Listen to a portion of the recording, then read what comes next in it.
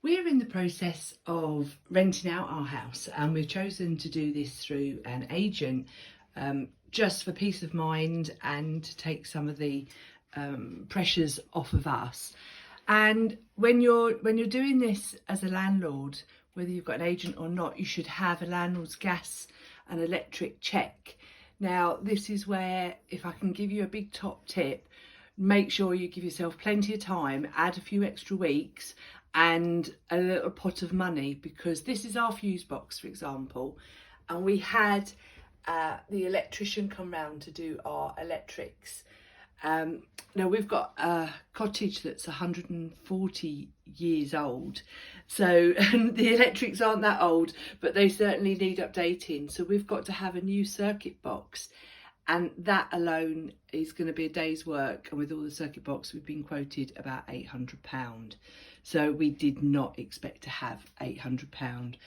Also, the work can't be done for another couple of weeks. So that has added a couple of weeks on to our time that we're planning on being away. And all of the furniture is being collected up before then. So that's given us a little bit of a headache to think through. I'll show you just some of the other things that came up through the gas and electric surveys. So this is the dining room fire. It doesn't really get used, to be honest. We've got a new radiator and you know, it's just really for decoration purposes, but it is a good fire.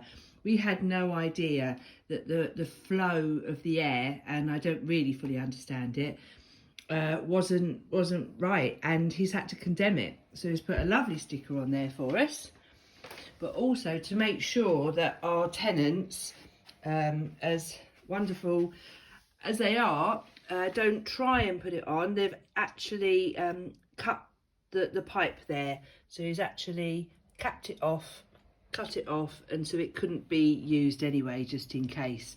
But we didn't expect that. It hasn't made a massive difference because, as I say, we've got central heating and this is the dining room, so it's not a real problem, but we didn't expect that to happen either. Another little job was in the conservatory. This conservatory is butted onto the outside wall, and we've got the light switch here, which looks like it wouldn't really need much to just tidy it up, but the back box inside had rusted.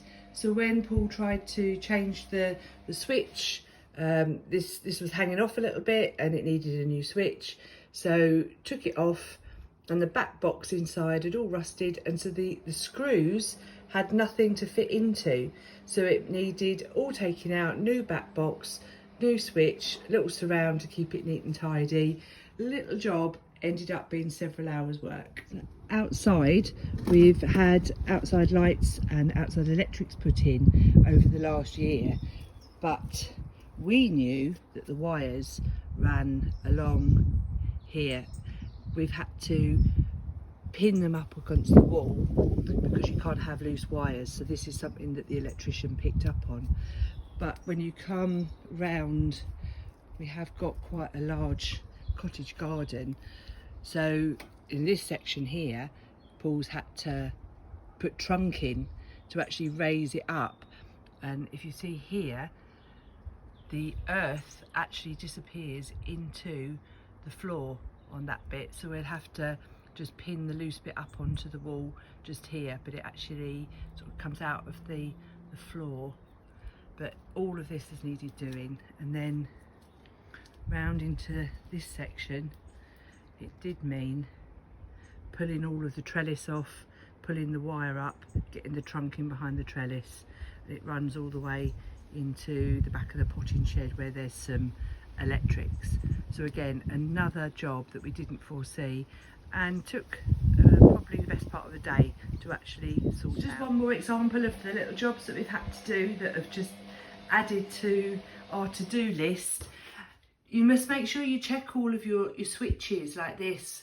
This is now new, but we had a very fine crack that led down to this little hole here, so there was a tiny hairline crack and it failed the certificate. So go around and check all of your covers, your cases for all of your switches, because that will get picked up on and you will need to change those.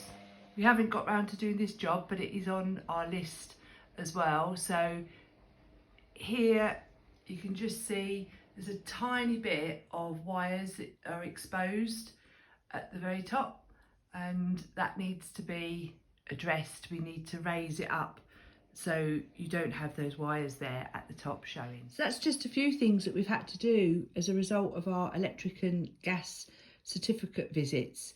Just to give you a little bit of a heads up about that, there's some surprising things that come out of these, so just make sure you've given yourself an extra few weeks and, as I say, a little pot of money to do the jobs. Hope that's been helpful. If you want to know anything more, if I can help you in any way, then just pop a little comment, email, and I'll get back to you.